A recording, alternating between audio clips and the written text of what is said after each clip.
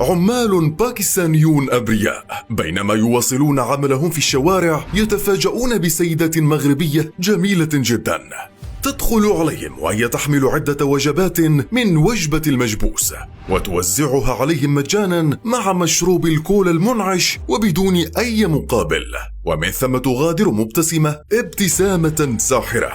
كانت الوجبات لذيذة للغاية، وخصوصا طعم اللحم المميز بشدة والمختلف عن أي لحم تذوقه يوما ما. ولكن ما لم يعلموه أن هذا ليس لحم بقر أو ماعز أو حتى غزلان، ولكنه لحم إنسان. إنها إحدى أبشع الجرائم التي حدثت في دولة الإمارات بمدينة العين، حينما قتلت سيدة عشيقها وقطعته وطبخته لسبب وبطريقة مرعبة جدا. اختفاء الشاب. في عام 2018 كان الشاب المغربي يعيش مع سيدة مغربية بدون زواج، كان بعمر 27 فقط، وهي تكبره ب10 أعوام بعمر 37. وفجأة يختفي الشاب تماما. كان يعيش أخي بمدينة عجمان، وعلى مدار أيام وأسابيع يحاول التواصل مع أخيه ويفشل. يتصل به ويذهب إلى مكان سكنه ولا يجد أخاه. ذهب مرارا لعشيقته المغربية وسألها عن أخيه مرارا، ولكنها نفت رؤيته وأخبرته أنها قد طردته بعد أن أخبرها بأنه سوف يتزوج بعد 7 سنوات من علاقتهم، حيث وجدت له والدته في المغرب عروس جميلة وأنها قطعت علاقتها به تماما، ونهرت الأخ وطلبت منه أن لا يأتي مجددا إليها. هنا بدأت الشكوك تساور الشاب كثيرا، وبعد 3 أشهر من الاختفاء ذهب وأبلغ الشرطة عن اختفاء الأخ، وأن العشيقة قد تكون ربما المسؤولة عن اختفائه. في الإمارات الشرطة لا تتساهل أبدا مع أي بلاغ أيا كان، حتى لو كانت سرقة حمامة طائرة في الشارع. تتحرك الشرطة على الفور وتحقق مع السيدة المغربية. وساورت الشرطة نفس الشكوك الغريبة لتقوم الشرطة بتفتيش شقة السيدة، وتكون الصدمة الكبرى. تجد الشرطة دليلا مرعب وغريب جدا. وجدت نصف ضرس إنسان موجود وعالق في الخلاط المنزلي بشقة السيدة.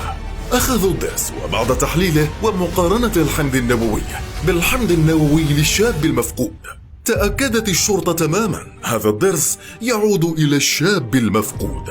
كيف وصل هذا الضرس إلى الخلاط الذي يستخدم في طهي الطعام؟ يقبض على الفتاة وتنهار على الفور وتبدأ بالاعترافات. يوم الجريمة المرعب. قالت السيدة أن الشاب أخبرها بنية الزواج من فتاة مغربية أخرى، وأنه حان الوقت ليقطع علاقته معها. وبعد معركة كلامية طويلة تنفعل السيدة وتقوم بجلب سكينة وتنقض عليه من ظهره بعشرات الطعنات. وبعدها وعلى مدار 3 أيام القادمة قامت بتقطيعه قطعة وسلقت لحمه لتفصل العظام عن اللحم، ومن ثم قامت بتكسير العظام وفرم اللحم، وتخلصت من العظام في القمامة، وأما اللحم كانت الصدمة الأكبر. وجبات لحم بشرية. كانت السيدة محترفة في الطبخ، وخصوصا أكلة المكبوس الخليجية، وهي أكلة مشهورة جدا في الخليج. طبخت عشرات الوجبات في أطباق بلاستيكية، وذهبت هي وصديق لها ووزعتها كصدقة للعمال الباكستانيين. ومن ثم جلبت منظفات وقامت بتنظيف المكان في كل سنتيمتر مربع حرفيا لتمسح تماما آثار الجريمة. ولكن نصف ضرس فقط بقي في الخلاط مخفيا عن عيونها تحت شفرات الخلاط. ولكن استطاعت الشرطة الإماراتية ببراعة فائقة وبتفتيش كل مكان إيجاد هذا الدليل، لتحاكم السيدة ويحكم عليها بالسجن مدى الحياة. السيدة المغربية وصفت الجريمة بأنها وقعت في لحظة جنون. يقطع الجسد ثم يتم طهيه للبشر، يعني ليأكلوا.